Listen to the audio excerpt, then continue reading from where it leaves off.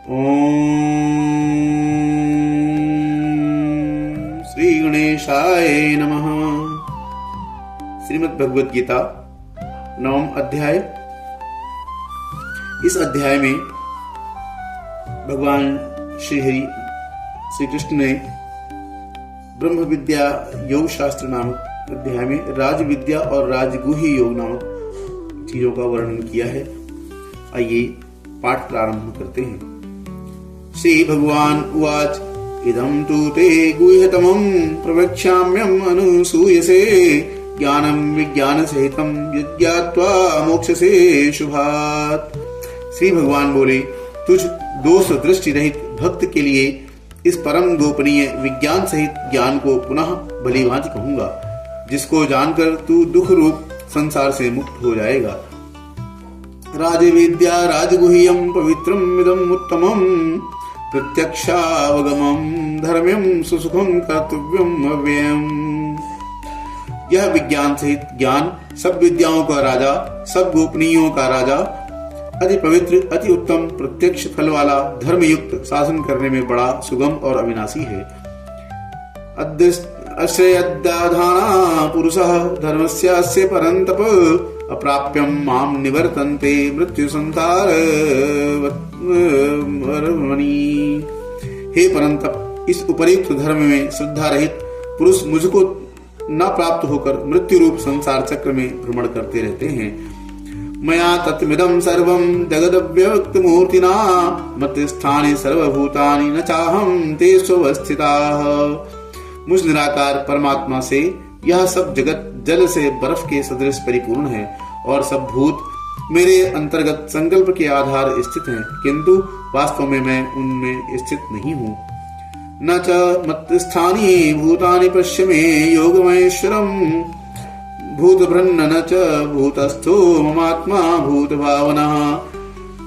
वे सब भूत अर्थात सांसारिक वस्तुएं मुझ में स्थित नहीं है, किंतु मेरी ईश्वरीय योग शक्ति को देख की भूतों का धारण पोषण करने वाला और भूतों को उत्पन्न करने वाला भी मेरा आत्मा वास्तव में भूतों में स्थित नहीं है। भूत अर्थात यहाँ पर सांसारिक जीवों के संबंध में कहा गया है कि भगवान भूतों को धारण पोषण करने वाले हैं, किंतु और भूतों को उत्पन्न करने वाले भी हैं, मतलब सांसारिक जीवों को उत्पन्न करने वाले भी हैं, किंतु भगवान भूतों में स्थित हैं, मतलब सांसारिक जीवों में स्थित हैं, किंतु सांसारिक जीव उनके भगवान में स्थित नहीं है।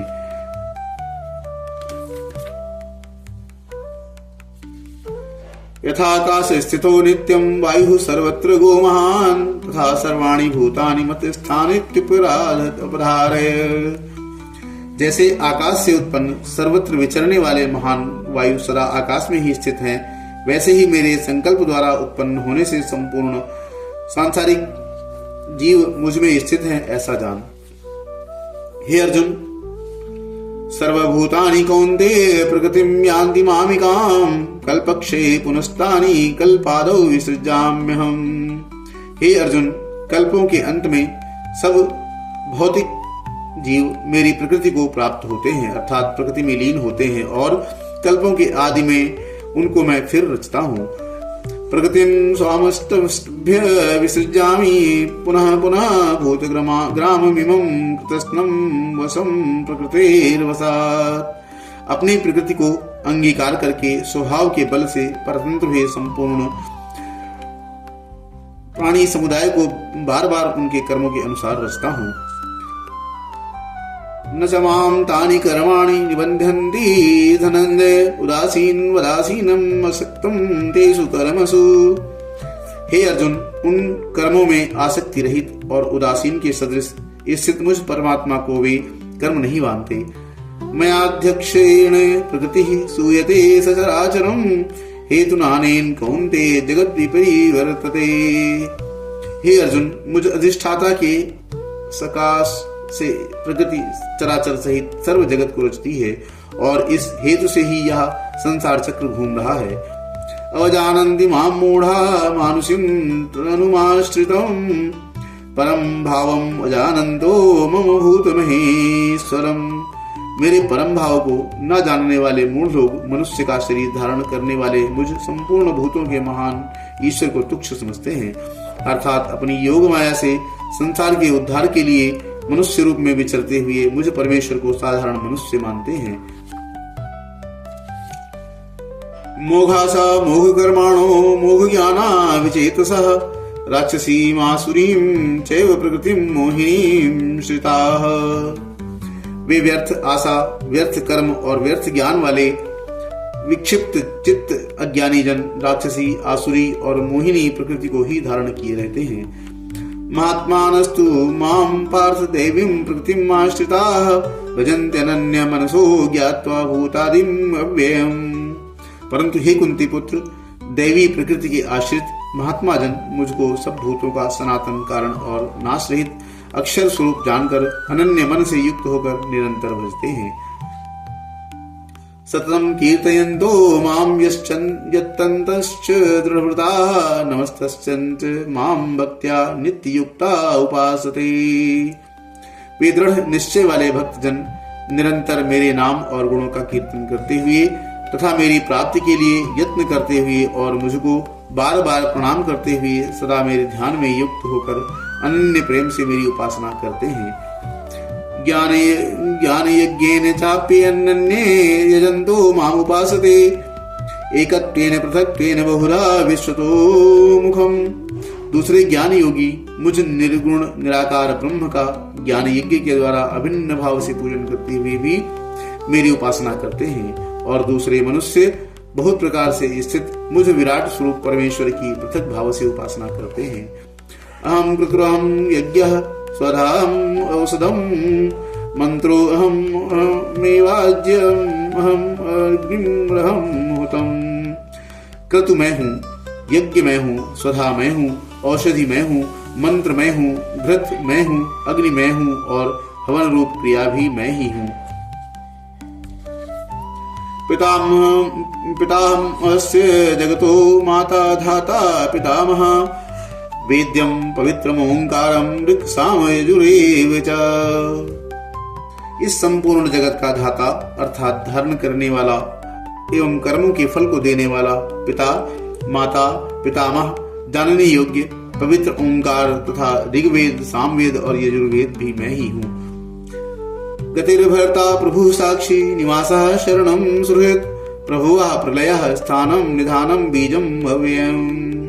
प्राप्त होने योग्य परम धाम, भरण पोषण करने वाला, सबका स्वामी, शुभाशुभ का देखने वाला, सबका वास स्थान, शरण लेने योग्य, प्रत्युपकार न चाहकर हित करने वाला, सबकी उत्पत्ति प्रलय का हेतु, स्थिति का आधार, निधान और अविनाशी कारण भी मैं ही हूँ। तपाम्यहम अहम वर्षम निग्रहम ऋणमस्तु सृजामि च अमृतम चैव मृत्युश्च सद सच्चाहम अर्जुनम। मैं ही सूर्य रूप से तपस्या हूँ, वर्षा का आकर्षण करता हूँ और उसे बरसाता हूँ। हे अर्जुन, मैं ही अमृत और मृत्यु हूँ और सत और असत भी मैं ही हूँ। त्रैविद्या माम सोमपाः पूत पापा यज्ञैरिष्ट्वा स्वर्गगतिं प्रार्थयन्ते ते पुण्यं साध्य सुरेंद्र लोकमाश्रितं दिव्यान् दिवि देव भोगान। तीनों वेदों में विधान किए हुए सकाम कर्मों को करने वाले, सोमरस को पीने वाले पाप रहित पुरुष मुझको यज्ञों के द्वारा पूजकर स्वर्ग की प्राप्ति चाहते हैं। वे पुरुष अपने पुण्यों के फल रूप स्वर्गलोक को प्राप्त होकर स्वर्ग में दिव्य देवताओं के भोगों को भोगते हैं। ते तं भुक्त्वा स्वर्गलोकं विशालं क्षीणे पूर्णे मर्त्यलोकं विशन्ति एवं त्रयी धर्म प्रपन्ना गतागतं काम कामा लभन्ते। वे उस विशाल स्वर्गलोक को भोग कर पूर्ण क्षीण होने पर मृत्युलोक को प्राप्त होते हैं। इस प्रकार स्वर्ग के साधन रूप तीनों वेदों में कहे हुए सकाम कर्म का आश्रय लेने वाले और भोगों की कामना वाले पुरुष बार बार आवागमन को प्राप्त होते हैं, अर्थात पुण्य के प्रभाव से स्वर्ग में जाते हैं और पुण्य क्षीण होने पर मृत्युलोक में आते हैं। अनन्यास चिंतयन्तो माम ये जनाः पर्युपासते तेषां नित्याभियुक्तानां योगक्षेमं वहाम्यहम्। जो अनन्य प्रेमी भक्तजन मुझ परमेश्वर को निरंतर चिंतन करते हुए निष्काम भाव से भजते हैं, उन नित्य निरंतर मेरा चिंतन करने वाले पुरुषों का योगक्षेम में स्वयं प्राप्त कर देता हूँ, अर्थात उनका भरण पोषण की जिम्मेदारी मेरी होती है। ते अप्यनन्य देवता भक्ता यन्ते श्रद्धयान्विताः तेऽपि मामेव कौन्तेय यन्ते विधि पूर्वकम्। हे अर्जुन, यद्यपि श्रद्धा से युक्त जो सकाम भक्त दूसरे देवताओं को पूजते हैं, वे भी मुझको ही पूजते हैं, किंतु उनका वह पूजन अविधि पूर्वक अर्थात अज्ञान पूर्वक है। अहम ही सर्वयज्ञानां भोक्ता च प्रभुरेव च न तु माम अभिजानन्ति तत्त्ववेदातश्चन्ति ते। क्योंकि संपूर्ण यज्ञों का भोक्ता और स्वामी भी मैं ही हूँ, परंतु वे मुझ परमेश्वर को तत्व से नहीं जानते, इसी से गिरते हैं अर्थात पुनर्जन्म को प्राप्त होते हैं। यान्ति देवव्रता देवान्य पितृन्यान्ति पितृव्रताः भूतानि यान्ति भूतेज्या यान्ति मद्याजिनोऽपि माम्। देवताओं को पूजने वाले देवताओं को प्राप्त होते हैं, पितरों को पूजने वाले पितरों को प्राप्त होते हैं, भूतों को पूजने वाले भूतों को प्राप्त होते हैं, और मेरा पूजन करने वाले भक्त मुझको ही प्राप्त होते हैं।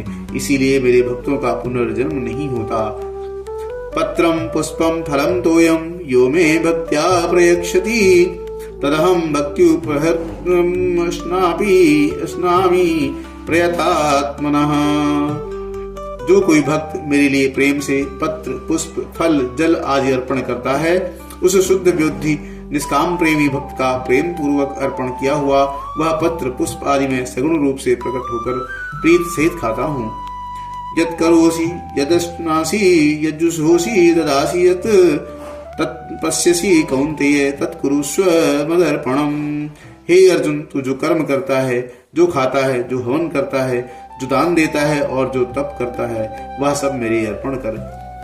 शुभाशु फलैरेवं मोक्षसे कर्म बंधनैः संन्यासी योग युक्त आत्मा विमुक्तो मामुपैष्यसि। इस प्रकार जिसमें समस्त कर्म मुझ भगवान के अर्पण होते हैं, ऐसे संन्यासी योग से युक्त चित्त वाला तू शुभाशु फल रूप कर्म बंधन से मुक्त हो जाएगा और उनसे मुक्त होकर मुझको ही प्राप्त होगा। सोमोहम सर्वभूतेषु च न मे द्वेषो अस्ति न प्रियाः ये भजन्ति तु मां भक्त्या मयि तेषु चाप्यहम्। मैं सब भूतों में समभाव से व्यापक हूँ, न कोई मेरा अप्रिय है और न प्रिय है, परंतु जो भक्त मुझको प्रेम से भजते हैं वे मुझ में हैं और मैं भी उनमें प्रत्यक्ष प्रकट हूँ। अपि चेत्तु सुदाचारो भजते मामनन्य भाक् साधुरेव स मंतव्यः सम्यक् विज्ञावसितो हि सः। यदि कोई अतिशय दुराचारी भी अनन्य भाव से मेरा भक्त होकर मुझको भजता है तो वह साधु ही मानने योग्य है, क्योंकि वह यथार्थ निश्चय वाला है, अर्थात उसने भली भांति निश्चय कर लिया है कि परमेश्वर के भजन के समान अन्य कुछ भी नहीं है।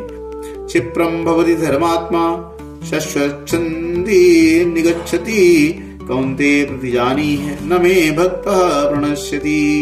वह शीघ्र ही धर्मात्मा हो जाता है और सदा रहने वाली परम शांति को प्राप्त होता है।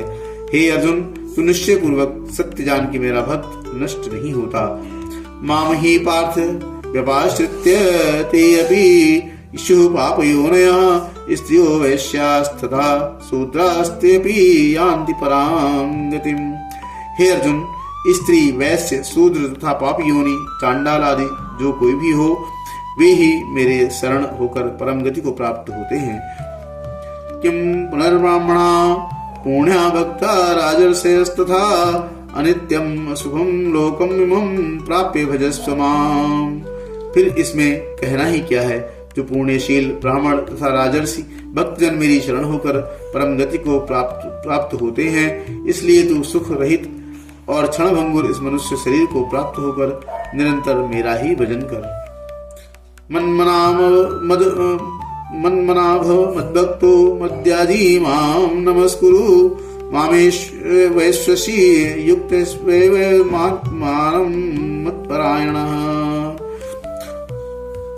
मुझ में मन वाला हो, मेरा भक्त बन, मेरा पूजन करने वाला हो, मुझको प्रणाम कर। इस प्रकार आत्मा को मुझ में नियुक्त करके मेरे परायण होकर तो मुझको ही प्राप्त होगा। ओम तत्सदिति श्रीमद्भगवद गीता उपनिषत्सु ब्रह्म विद्यायाम योग शास्त्रे श्री कृष्ण अर्जुन संवादे राजविद्या राजगुह्य योगो नाम नवमो अध्यायः। ओम इति श्री नवम अध्याय। श्री कृष्ण कन्हैया की जय हो।